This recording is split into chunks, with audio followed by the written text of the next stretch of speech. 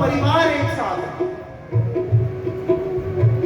तो उसी प्रकार ये संसार क्या है? ये कोई मुसाफिर खाना है। यहाँ पे हम आए, हमारा बेटा आया, बाप आया, माँ आई, चाचा आए, ताऊ आए, नाना नानी, ये परिवार एक पूरा इकट्ठा हो गया। पर ये कब तक तुम्हारा साथ देंगे? जब तक इसका किराया दे रहे हैं। और जिस समय धर्मशाला छोड़नी पड़ी उस समय कोई तुम्हारा साथ नहीं देगा। क्या देगा? क्या ये शरीर छूट गया, पति रो रहा है, पत्नी रो रही है, बच्चे रो रहे हैं, बहन रो रही है, भाई रो रहा है, परिवार रो रहा है। लेकिन किसी ने कह दिया, बेटा पत्नी को कहा, देवी तेरा पति है, मर गया, एक काम करना, तू मर जा इसके साथ, हो जा सती। कौन होती है सती? कौन होगा सती? कोई नहीं होता सती। सब कहते हैं किसके लिए सती हो? जो हमारा था ना वो तो चला गया, अब किसके लिए रोना? जितना जल्दी संसार के लोगों को जलाने की नहीं होती ना, उतनी जल्दी बेटे बहुए करते हैं, जल्दी जला दो, शाम हो जाएगी, जल्दी जला दो। अरे तेरा बाप है, तेरी माँ है, क्यों जला रहे हो? अपने माँ बाप को अलमारी में रख लो ना, शोकेस में। कौन रखता है? कोई नहीं रखता। जितना जल्दी परिवार को नहीं होती उतनी जल्दी तो बेटा करता है।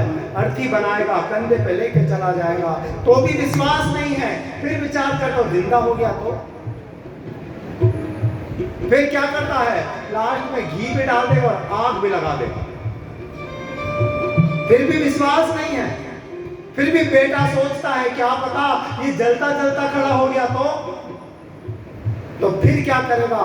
वो एक कपाल बच जाता है, उसको भी फोड़ देता है। अब बच के दिखा कैसे बचे। तो कौन है हमारे साथ? इस मुसाफिर खाने में कोई हमारा नहीं है भाई, केवल एक हमारे साथ है। कौन? वो भगवान शिव, और उसके अलावा कोई। इसीलिए तो कहा मुसाफिरी जब पूरी होगी, जाने की मजबूरी होगी। मुसाफिरी जब पूरी होगी, चलने की मजबूरी होगी। हाँ, मुसाफिरी जब पूरी होगी, चलने की मजबूरी होगी। मुसाफिरी जब पूरी होगी, चलने की मजबूरी होगी। तेरा बिगड़ा प्राण रह जाए, मुख से जप ले नमः शिवाय। तेरा बिगड़ा प्राण रह जाए, मुख से जप ले नमः शिवाय। ओम नमः शिवाय, ओम नमः शिवाय, ओम नमः शिवाय, ओम नमः शिवाय। तेरा पल पल बीता जाए, मुख से जप ले नमः शिवाय। तेरा पल पल बीता जाए, मुख से जप ले नमः शिवाय। फिर कहा मुसाफिरी जब पूरी होगी, चलने की मजबूरी होगी। देखो हम कहाँ रह रहे हैं? हम इस पंच तत्व रूपी किराए की झोपड़ी में रह रहे हैं।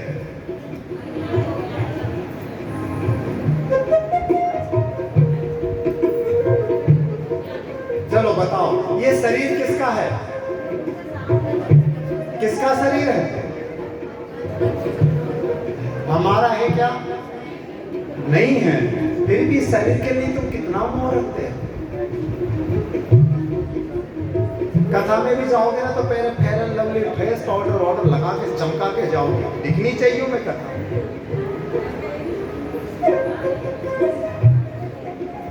कथा चालू हुई 31 तारीख को, 30 तारीख को मेहंदी वेहंदी लगा के गोरे को काले बाल बना के आ जाओ, लगनी चाहिए मैं कथा। किसके लिए? केवल संसार को दिखाने के लिए। क्या शिव इनसे रिझेंगे? क्या गोविंद इनसे रिझेंगे? क्या हमारा इष्ट इनसे रिझेगा? कभी नहीं रिझेगा। उसको तो किससे रीझना है? यदि चमकाना है तो अपने इस मन को चमकाओ, भक्ति रूपी साबुन से इसको धो और निर्मल असूर रूपी जल से इसको साफ करो, अपना पूज जाए। तो ये पंच तत्व रूपी शरीर भगवान ने हमें दिया, हम इसमें कब तक रह सकते हैं? जब तक उसका किराया दे रहे हैं। और इस शरीर का किराया क्या है? हाँ? अरे इस झोपड़ी में हम रह रहे हैं, इसका क्या किराया है? हाँ?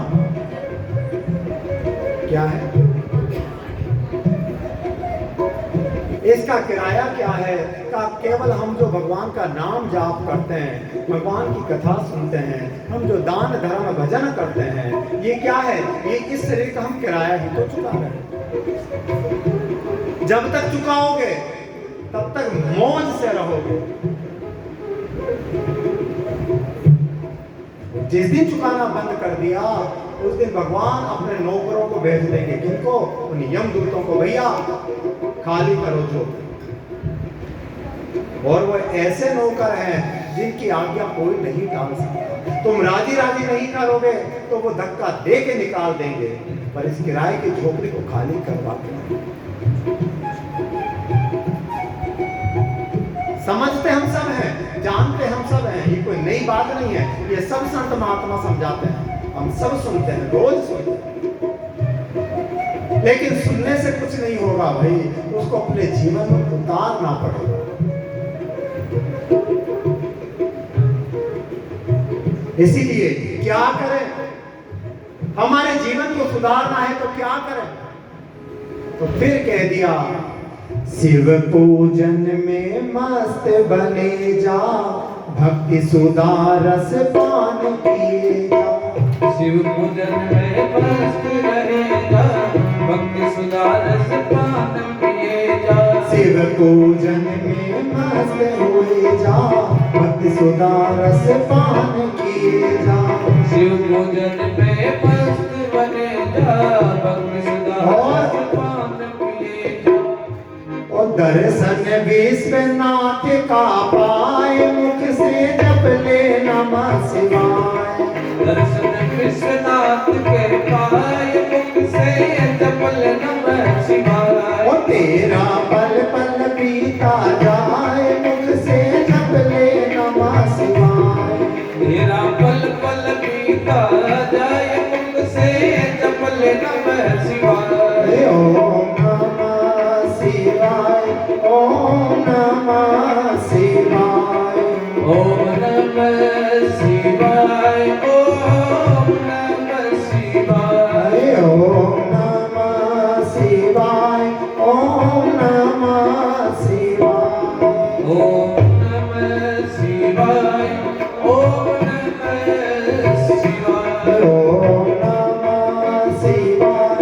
ओम नमः शिवाय, ओम सभी प्रेम से बोलेंगे, ओम नमः शिवाय, ओम नमः शिवाय। ओम नमः शिवाय, ओम नमः शिवाय। ओम नमः शिवाय, ओम नमः शिवाय, ओम नमः शिवाय। ओम नमः शिवाय। हर हर महादेव, हर हर महादेव, हर हर। महादेव। तो ये विश्वनाथ भगवान, त्र्यंबकेश्वर भगवान, ये कोई बनाई हुई मूर्ति नहीं है, स्वयं शिव प्रकट हुए। तो इधर वेदनाथ भगवान को लेख किया, देखो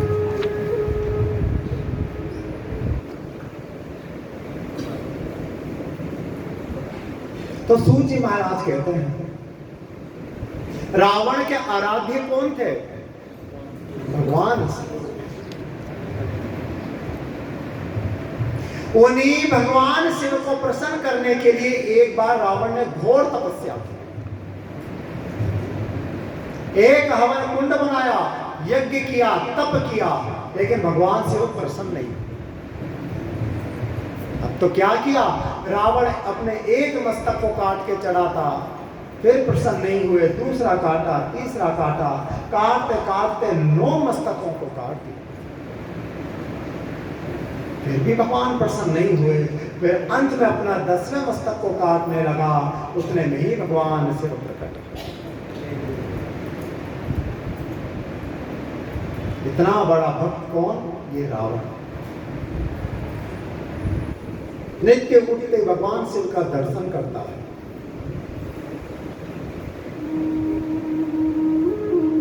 भगवान शिव ने कहा रावण क्या चाहिए, कहा अतुलित बल प्रदान करो। शिव ने कहा जाओ, तुम्हारी बाहों में इतना बल होगा कि तुम्हें कोई पराजित नहीं कर पाएगा।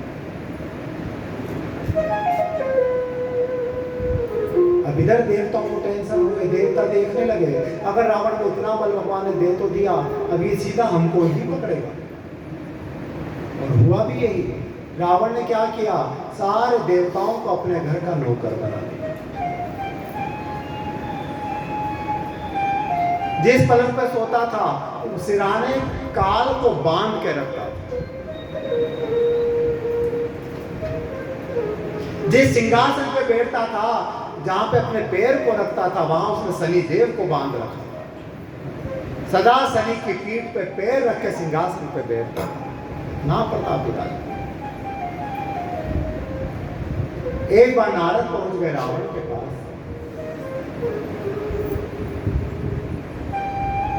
लेकिन देखो रावण ब्राह्मण भी है ना, तो कभी कभी गुण ब्राह्मणों के आ जाते हैं। नारद को प्रणाम किया, पूजन किया। नारद, हे देव ऋषि, कैसे आना हुआ? रावण, मैंने सुना है कि तूने भगवान शिव से अतुलित बल प्रदान किया है, क्या सही बात है? रावण ने कहा हाँ, अतुलित बल है मुझे। तो पागल, तू अपने बल को व्यर्थ क्यों खराब करता है? एक काम क्यों नहीं करता? तुझे तो भगवान शिव ही चाहिए ना, तो तू कैलाश को उठाकर अपनी लंका में क्यों नहीं ले आता? जब भगवान शिव तेरे घर में आ जाएंगे तो फिर कैसी चिंता? जच गई रावण को। रावण गया कैलाश पे और कैलाश को अपने बाहों में भर के उठाने लगा। गड़ गड़ गड़ गड़ गड़ गड़ आवाज आने लगी, कैलाश उठने लगा। और उस कैलाश पे कौन बैठे हैं? शिव, पार्वती, गणेश, कार्तिक, चारों बैठे हैं। तो भी रावण का बल देखो, उन चारों सहित पर्वत को उठा लिया। क्या ये संभव है? क्या संभव नहीं है, लेकिन ये लीला शिव की आज्ञा से हो रही है। इधर सारे गण दौड़े दौड़े आ गए, प्रभु ये क्या हो रहा है? हमारा कैलाश कैसे उठ रहा है? रक्षा करो, आप कैलाश पति हैं, कैलाश के नाथ हो, कैलाश की रक्षा करो। और देख के भगवान ने अपने पैर के अंगूठे को दबाया और देख के कैलाश रावण के हाथों पे।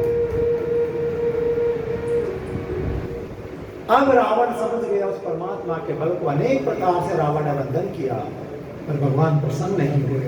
तभी रावण ने तांडव स्तोत्र को गाया है, और जैसे ही स्तोत्र को गाया, भगवान शिव प्रसन्न हो। कहो रावण, क्या चाहते हो? प्रभु, आप मेरे घर चलो, यही अभिलाषा है। हाँ, भगवान ने आपके हृदय से एक लिंग प्रकट हुआ और भगवान ने उस लिंग को रावण को सौंप दिया, जाओ अपनी लंका में लेकर चले। लेकिन याद रखना, इस लिंग को धरती पे नहीं रखना। अगर गलती से भी धरती पे रख दिया ना रावण, तो ये फिर उठेगा नहीं, सदा के लिए स्थिर हो जाएगा। रावण क्या लगा, अरे नहीं सी दूर लंका, मैं क्यों रखूंगा इसको? बल का अहंकार है। आज भगवान शिव ने क्या ले जाने लगा रावण। अब भगवान जाना नहीं तो भी पता है, यदि शिव चले गए लंका में तो लंका को कोई पराजय नहीं करा सकता, यहां तक कि ब्रह्मा विष्णु भी नहीं। भगवान ने लीला रची क्या, आज रावण को रास्ते में लघु शंका होने लगी। और इतना हुआ कि रावण से सहन नहीं हुआ। तभी एक ज्वाला, और एक ज्वाला कौन? भगवान शिव ने विष्णु को बुलाया ऐसी लीला करना, और वही भगवान विष्णु ग्वाले बनकर आए हैं। आज रावण आवाज दी, ओ बेटा इधर आओ, एक काम करो। क्या प्रभु? का ये शिवलिंग है, इसको 2 मिनट के लिए हाथों में रख लो। ग्वाला कहने लगा, पर एक शर्त है, यदि मैं थक गया तो मैं मात्र 3 आवाज दूंगा, तुम 3 में नहीं आए तो मैं धरती पे रख दूंगा। रावण चला गया। इधर भगवान शिव का इतना भारी लिंग उस बालक से उठा नहीं। बालक ने आवाज दी, रावण। रावण का बस 2 मिनट हो, अभी आया। फिर 2 मिनट बीता, फिर बालक ने आवाज दी, रावण आ रहे हो कि नीचे रख दूं? रावण ने कहा, नहीं नहीं, नीचे नहीं रखना, बस अभी आया। फिर बालक ने 30 बार आवाज दी, रावण मैंने कहा था 3 से चौथी आवाज नहीं दूंगा, अब तू आ नहीं रहा तो मैं शिवलिंग को धरती पे रख रहा हूँ। देखते भगवान शिव के लिंग को धरती पे रख दिया, और वहीं पे वो लिंग स्थापित हो गए। रावण आया, शिवलिंग उठाने लगा, पर उठा नहीं, लेकिन प्रसन्न है कि कम से कम शिव मेरे साथ आते मार्ग में तो आए। दौड़ा रावण आया लंका में, मंदोदरी को सारी बात को बताया है। इधर मंदोदरी को लेकर रावण आए और वहीं पे वेदनाथ भगवान का पूजन किया है, और उसी शिवलिंग का नाम पड़ा वेदनाथ भगवान। बोलिए वेदनाथ भगवान जय हो। इधर नागेश्वर की स्थापना की कथा आई। देखो, एक दारुका नाम का वन था, उसमें दारुका नाम की एक राक्षसी रहती थी, और ये कौन? पार्वती माता की परम भक्त।